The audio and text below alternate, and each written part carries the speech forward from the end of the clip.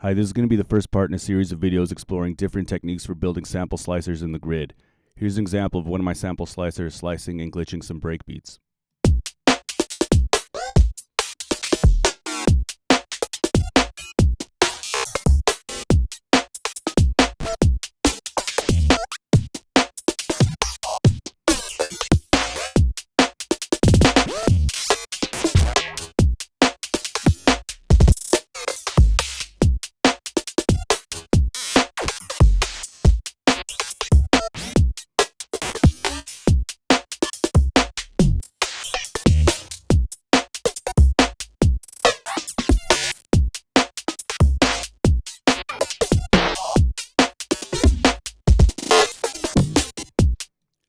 So as you can hear, it's slicing these breaks and it's adding some glitch variations.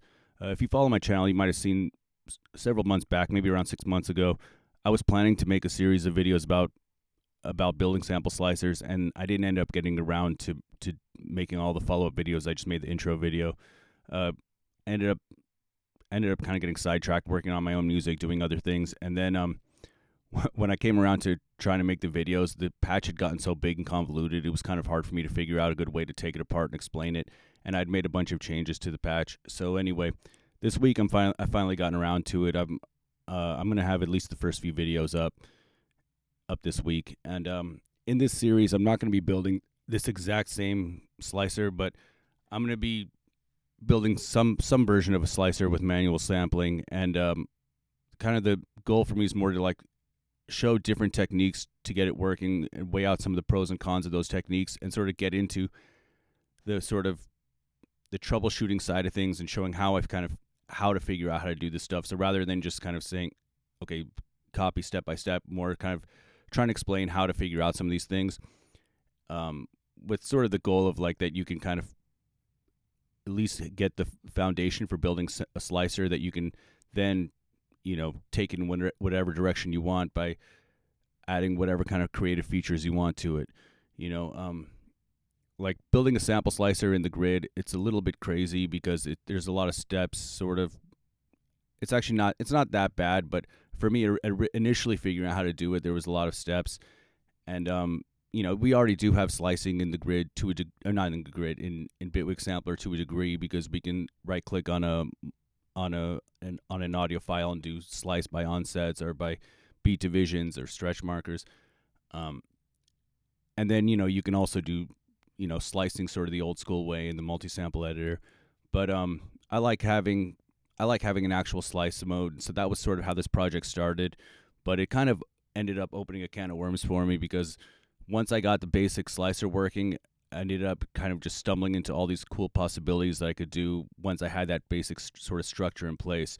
So I mean, for my own use, it ended up kind of being like good for me that there was no slicer in the sampler, because it sort of forced me to figure this stuff out, which kind of sent me down this rabbit hole. And now I'm like kind of prefer working like this, because it ends up opening up a lot of cool sound design possibilities, especially if you're into producing glitch hop or IDM, jungle, like different glitchy styles of music. There ends up being a lot of kind of cool things you can do once you've set up a sort of a basic slicer.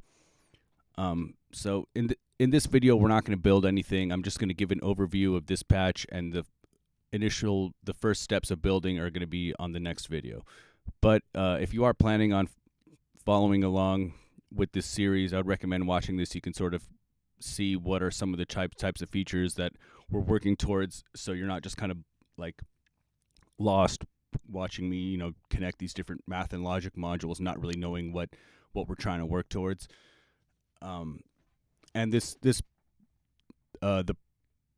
slicer does work differently and has some different features than the slicer that I demoed on that original intro video like 6 months back, or whenever I did that. So one of the main differences in like how this is working. So in this segment that I played in the beginning, in this breakbeat thing,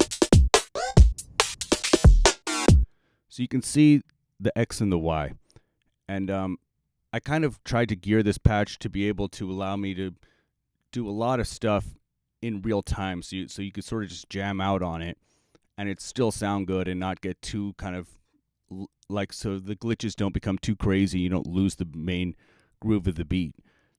You can, depending on how you set it up. I mean, you can go totally crazy and go into like breakcore territory, but yeah, it kind of allows you in the way that it's working to sort of set it up for whatever kind of beat you're going for or kind of sound you're going for. You can kind of tweak the settings to sort of keep them restricted to kind of settings that work well together, so that you can just kind of play on the XY pad and sort of have things that work well together. So what the X is doing is the X is scrolling through different segments. So I have this long clip over here. It's 631 seconds. This clip is split into 32 segments. So what this version of this patch allows me to do is split a clip into 32 segments. The segments can be any length. They don't have to all be the same length. And then each segment has its own slice settings. So each segment can have up to 64 slices. And the reason I first just decided to do this was like I was working on this kind of jungle track, and I wanted to have like access to all the different classic breakbeats in one slicer, and be able to use all of them.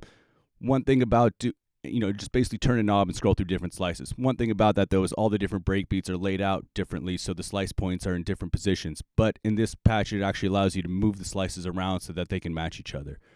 So that's what the X is doing. The X is so in this case, I have 4 different breaks that I made in Addictive Drums, and each break has 7 variations on it. So there's basically, since there's 32 segments, there's 4 breaks, and each break is split up into 8 segments. The dry sound, and then 7 variations on it. So that's what the X is doing. What the Y is doing is scrolling through different like parameter lock states. And when I'm saying parameter lock, I'm actually talking about the Paraseq 8 modules over here. So the Paraseq 8 modules work kind of like parameter locks. If you use Electron devices, you're familiar with parameter locks. You can just set these modules and control anything within the patch. And the cool thing, I prefer this than parameter locks and Electron boxes, that these parameter locks can be triggered in any way. They don't just have to be tied to the sequencer. So, I can have them tied to the keyboard, I can have them tied to a knob, I can have them tied to the sequencer, I can have them play in many different ways. So in this case, I have them just tied to this Y. So the Y is scrolling through parameter locks, and the X is scrolling through the different segments. And each of these segments, again, are sliced. And I have it set to quantize these parameter locks so that a locked state, whenever a note is hit, it stays. So it doesn't, like, while a slice is being played, it doesn't morph between 2 different locks, because that can kind of make it end up sounding just a little too all over the place. So that kind of keeps it a little more controlled. Yeah, so that's kind of what's going on there. The only other thing besides this XY was I had a little bit of retrigs going, and then there's also modulation of breaks. So I have this option. If I click 4 breaks, then what it'll do is it'll limit the X to segments of like 1/4 of it, so that every time the X is all the way here, it's going to be the dry break of one of these 4 breaks, and then this will just limit me to the 8 different segments is what the X will scroll through. And again, the Y is going to scroll through the 64 parameter locks.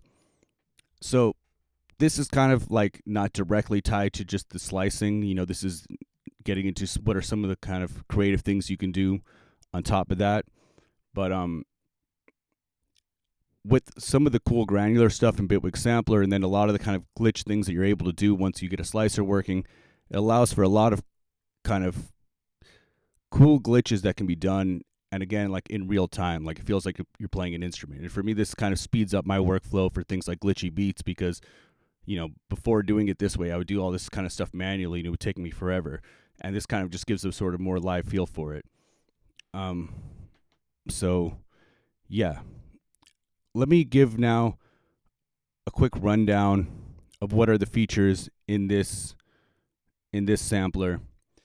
and I'll give a little bit of rundown on how the slicing works. I'm going to try to not let this video run too long because, again, this is just kind of an intro, and then we're going to get into actually building in the next video. But yeah, I want to show you what are the features in this. Maybe I should delete the automation. Yeah, I'll delete the automation.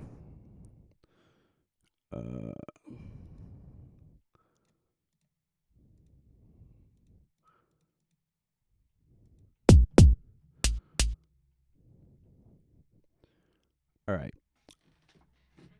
And where's the break knob over there? Okay. So the way that this is set up, and if you've seen some of my videos before, you know that I like to nest my grid patches inside of each other, and that's to keep the CPU down. So with large grid patches, when the grid window is actually open, it uses a lot more CPU than when the window is closed.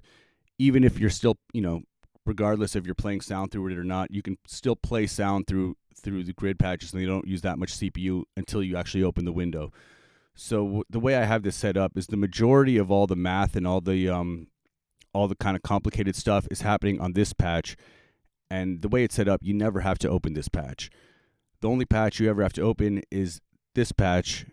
And in this patch, you open this to set the slices.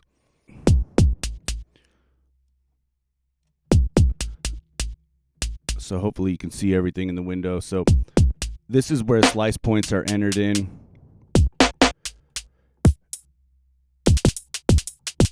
Okay, so for each slice, we have coarse, fine, unlink, and length. And that's, it's all pretty self-explanatory. It's fine-tune, forward and backward. And then I have it by default set that all the slices are linked to each other, so where one slice ends, the next one begins. And what unlink does is unlink will remove a slice from being linked. So for example, I can unlink this slice, and now the slice before it is linked to the one that was after it. And if I want to remove this hit, for example, I can just reduce the length here. So now this slice can be anywhere, and it can be any length, and it's not going to be affected. It can even be over these. So that's useful for a bunch of reasons.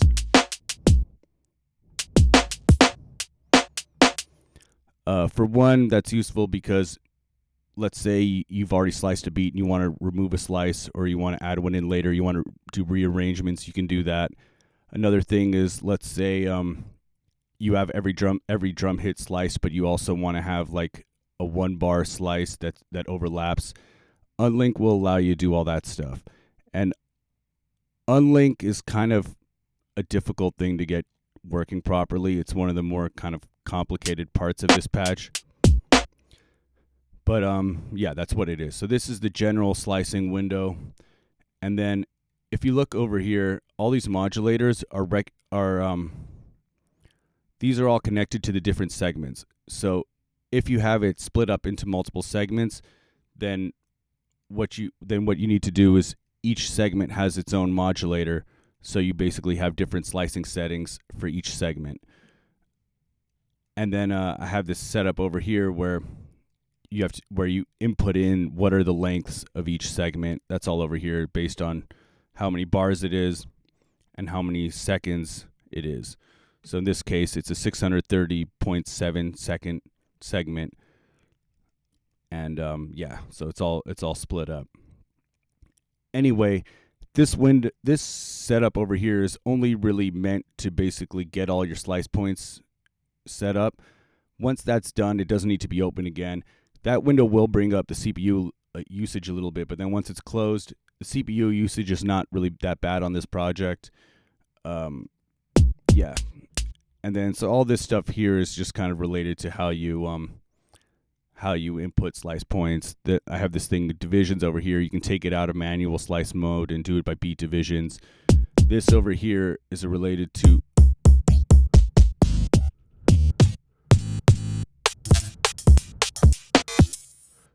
these are just different sample numbers. I have this thing 4 breaks, like I was mentioning. I mentioned the XY pad. So this stuff is all generally just kind of set up to kind of controls how some of the slices work. And then all the more kind of fun stuff happens over here. I mean, with the exception of, the XY is one of the kind of cool things over here. I'm going to open this so we can see the samples. All right. And so, so you can see, like, each segment in this one has the same kind of slices. So if I go through different segments,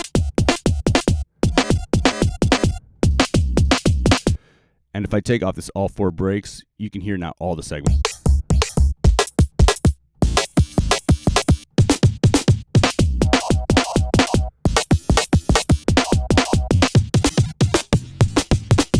So you can see these variations that I have in this example already have some kind of effects, so it kind of gives me a certain sound with what's going on the X. All right. So then within here, I'm just going to give a quick run through on the parameters, and I'm going to try to keep this video from getting too long. So the first thing we have over here is the speed.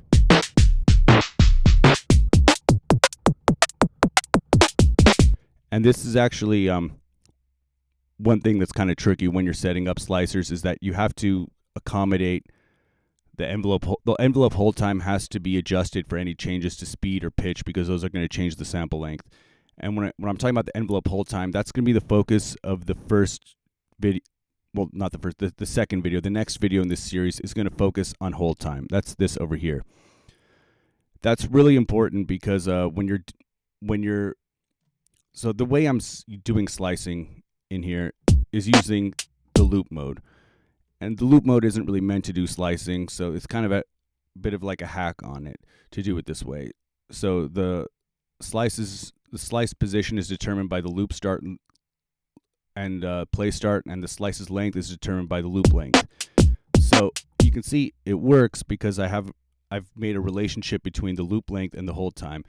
But that's one of the trickier kind of parts to figure out at first. And if you don't figure that out, the issue is that since we're in loop mode, the slice will just keep looping. It won't stop at the end of the slice. And so that's kind of one of the first initial things that's a little bit difficult to figure out, because you want every slice to play through its entirety, and you want it to stop right before the looping point, so that you don't get a click.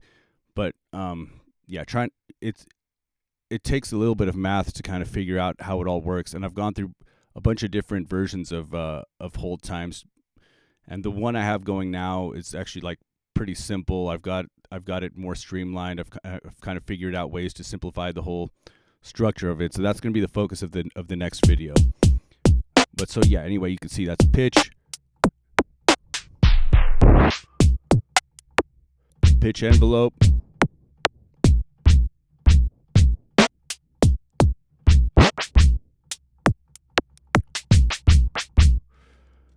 and then over here we have time stretch.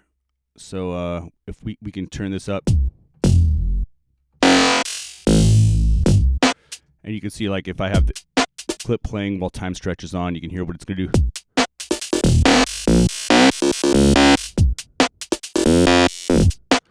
All right. And then so what time stretch does is it's down here, it's going to be a little stretch, and it's going to get more and more and more stretched. And then over here we have, this is a time stretch envelope, which will just basically change how it works.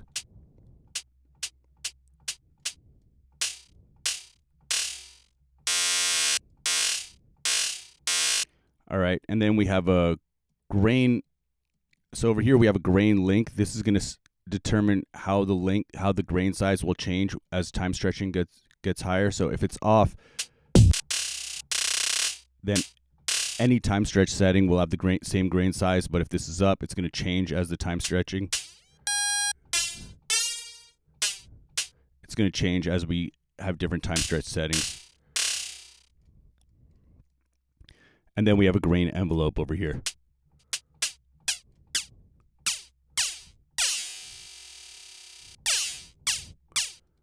All right. And then we also have envelopes in here for the pitch, the stretch time, grain time. So these are all, these are all the envelope times for these things. So that's basically the time stretch section. All right, now we have different types of retriggers. So this is MIDI retriggers. And then these were kind of, I try to make these sound like the retriggers on an Electron machine drum or Octatrack. So on those, when you can get these kind of tonal glitches where you have short times, and then when you let go, the sound plays. So if I go to something more obvious like a snare.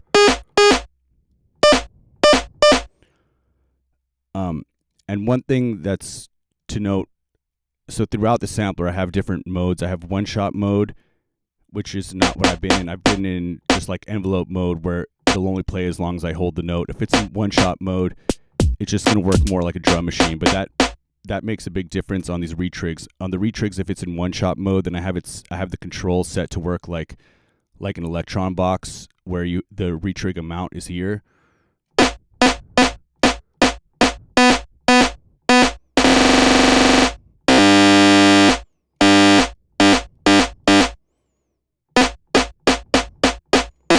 And then again, if I turn off release, it won't sound like an Electron box. It's just going to be a little squeak, and it won't end up playing the sample at the end of the retrigs. So that's MIDI retrig. And then I have loop length retrig, which has the same exact controls but has a different sound to it, because this type of retrig is working by repeating the MIDI note. This type of retrig is working by changing the loop length. So I'm gonna turn this off. So I'm gonna take it off one shot so we can just hear easier what's going on. So what's going on here is that if we're at full length over here, it's just gonna repeat the slice. And then maybe I should turn this down. This might be a little loud. Then as I turn this down, we're gonna get faster and faster glitches.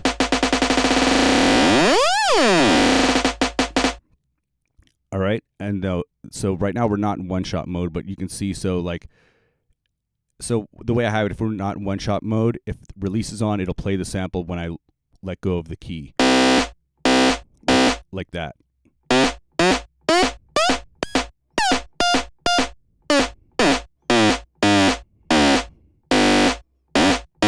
And then in one-shot mode again, it's going to work kind of like an Octatrack or a machine drum.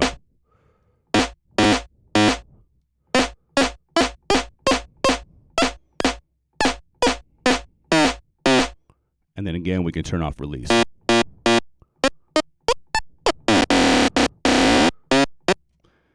So I kind of like the sound of the loop retrig a little bit more, but they work differently. They have a different sound, and then depending on what's going on with other effects, it can change a lot.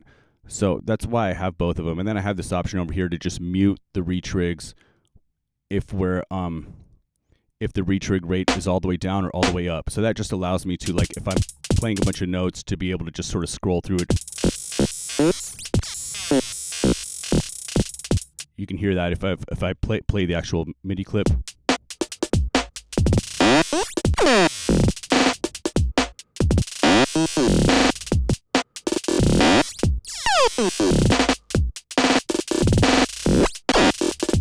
So that's a fun effect. So that's one of the examples of one of the kind of cool creative things that you get out of building a slicer, is that, since the slicer is based off of the looping mode, it allows you to add these types of glitches, for one. So then the next, I also have over here bending for the for those glitches. So if that's on,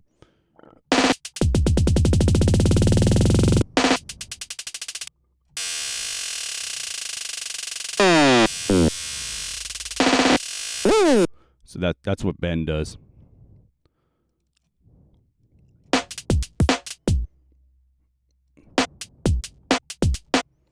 All right. So then the next thing I have is just basic reverse.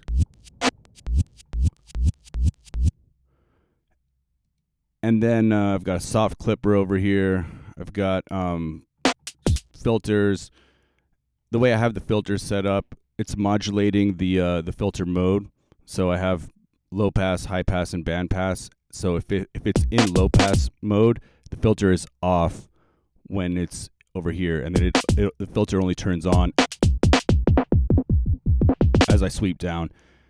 And then if the mode is over here in high pass, it's going to work the opposite. So here the filter's off, and then you can sweep it in. And then if it's in band pass mode, it's going to turn off on either side. Why does that not seem to be working? Oh wait, that might be the notch mode. I think I might have had 4 modes. I don't know. I got to remember how I had this all set up. But then I've got the filter decay over here and res if you want to get like.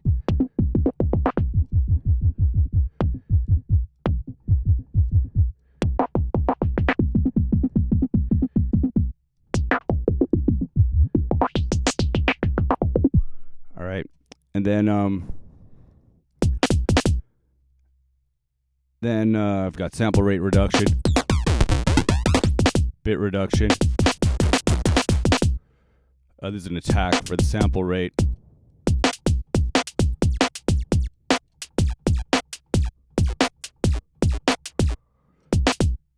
Then comb filter over here.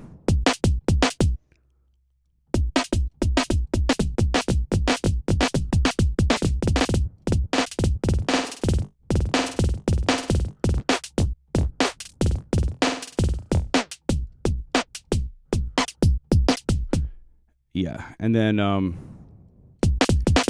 right, so those are just the few effects that I wanted built in. You can add, whatever effects, something like this. But then over here comes the parameter lock setup. So the way this works is that you can just basically create sort of snapshots wherever you want. So like I can go over here and just kind of decide what do I want to happen over here.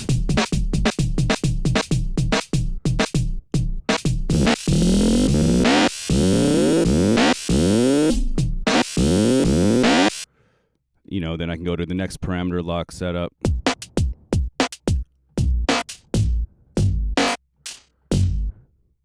And then go to another one.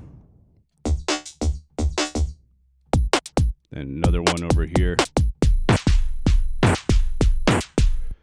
And then what will end up happening once you've set up parameter locks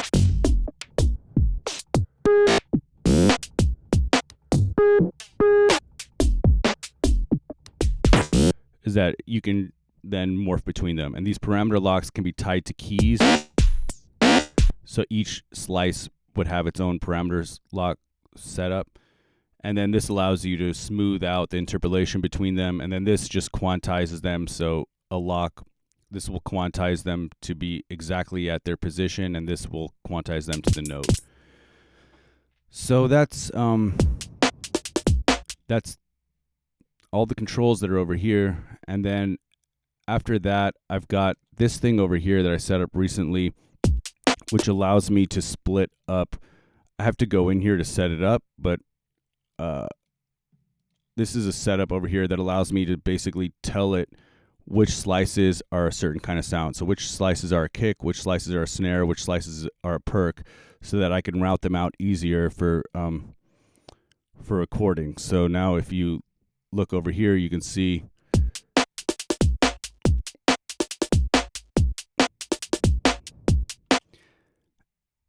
now it's recording, it's splitting out the sound. So that makes it a lot easier then for post-processing everything and then layering it with other drum sounds or whatever. I'm still kind of working on this thing. I don't have it perfect yet, but this is something I'm kind of working on in this patch. Yeah, so I guess that's a pretty much a good overview of what are the main features in this slicer. Hopefully I didn't leave out anything, but anyway, this is, again, like I said, this is just the first video in this series.